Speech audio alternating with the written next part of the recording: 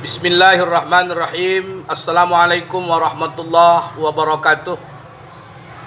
Alhamdulillahirabbil alamin wal aqibatu lil muttaqin wassalatu wassalamu ala sayyidil mursalin wa ala alihi wa ashabihi wa man tabi'ahum bi ihsanin ila yaumiddin, amma ba'du. Mari kita senantiasa bersyukur kepada Allah Subhanahu wa taala atas segala limpahan rahmat dan karunia-Nya kepada kita semua, sehingga pada hari ini, waktu duha yang mulia ini, Allah masih memberikan kita kesempatan hidup meski tidak seorang pun yang tahu kapan kiranya hidup ini akan berakhir. Sebagai hamba yang dhaif dan fakir, kita hanya dapat berharap andaikan kehidupan ini masih diberikan waktu yang masih panjang, semoga Allah membimbing kita dengan hidayah, menghias kita dengan ilmu dan rahmat. Namun apabila hidup ini hanya tinggal beberapa detik lagi, kita juga berharap semoga akhir dari kehidupan kita merupakan akhir yang baik.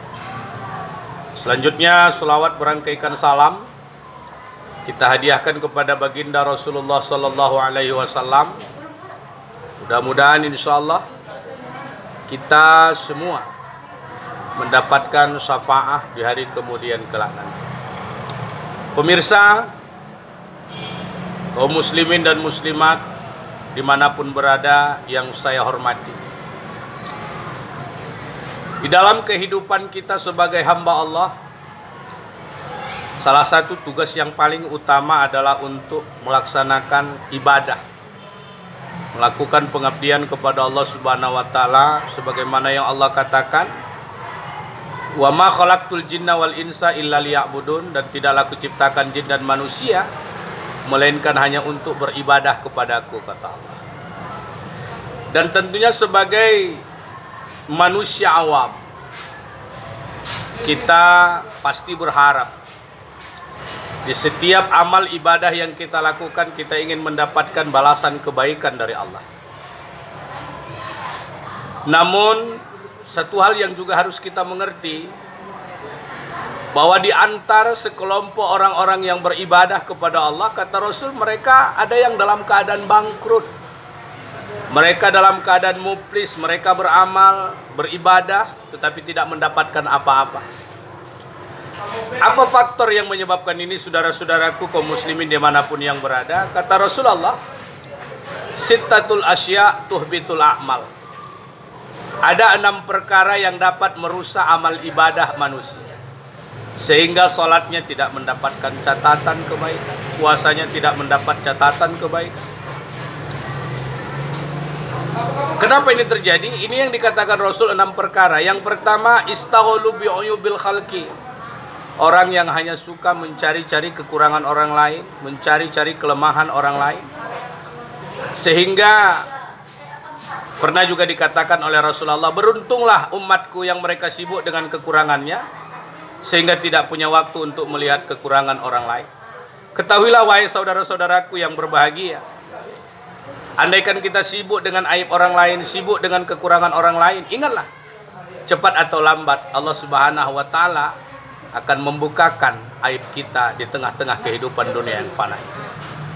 Tapi andaikan kita mau menutup rapat aib saudara kita, niscaya Allah akan menutup aib kita dunia dan akhirat. Pemirsa, kaum muslimin dan muslimat dimanapun berada yang saya muliakan. Adapun yang kedua yang dapat merusak amal ibadah adalah qaswatul qalbi, kerasnya hati, sulit untuk menerima kebenaran. Dan ini tentunya dikatakan Allah dalam Al-Quran, khatamallahu ala qulubihim wa ala sam'ihim wa ala absarihim ghisawatu wa lahum azabun azim. Dikunci mati Allah hati mereka,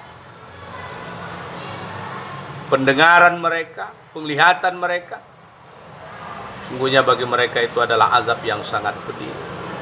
Maka saudara-saudaraku, memang hati adalah merupakan salah satu organ yang kecil dalam kehidupan manusia, dalam tubuh manusia, tetapi memiliki pengaruh besar menentukan manusia itu baik atau buruk.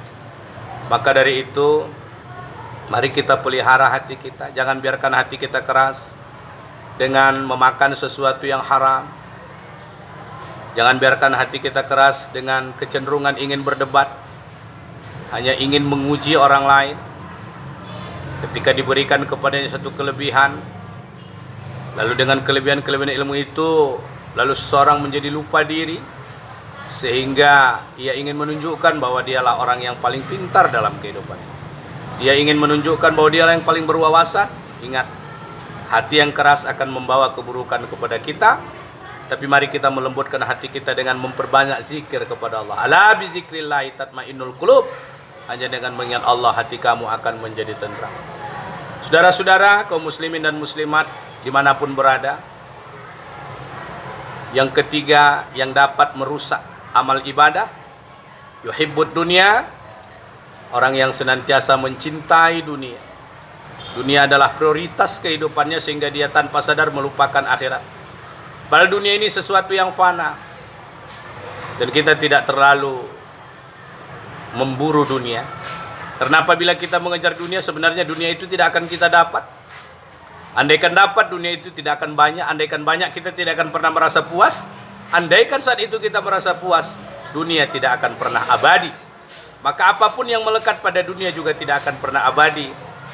Allah telah katakan, wal akhiratu khairu wa abqa. Akhirat itu lebih baik dan abadi.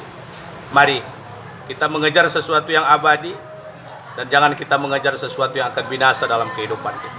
Harta, pangkat, jabatan, bahkan jasad kita ini akan mengalami kehancuran, akan mengalami kebinasaan.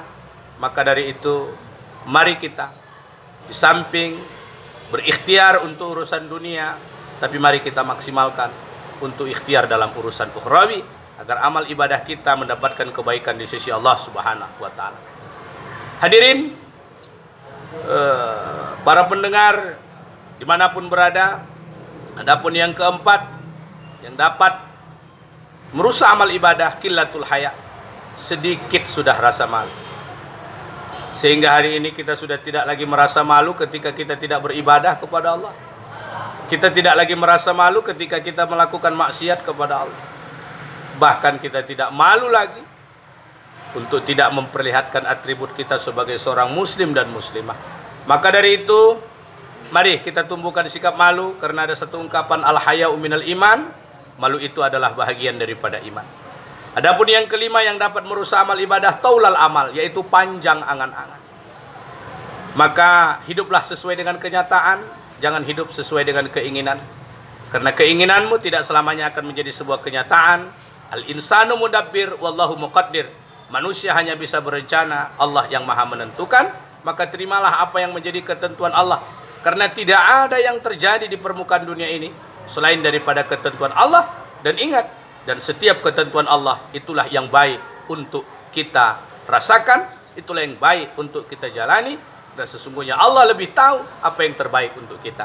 Dan yang terakhir yang dapat merusak amal ibadah, zalamu la yantahi, kezoliman yang tidak berhenti.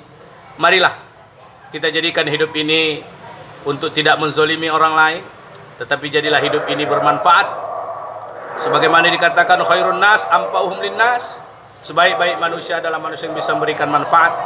Namun andaikan kita tidak bisa memberikan manfaat bagi orang lain, paling tidak jangan kita memudaratkannya. Andaikan kita belum mampu menyenangkan orang lain, paling tidak jangan menyusahkannya.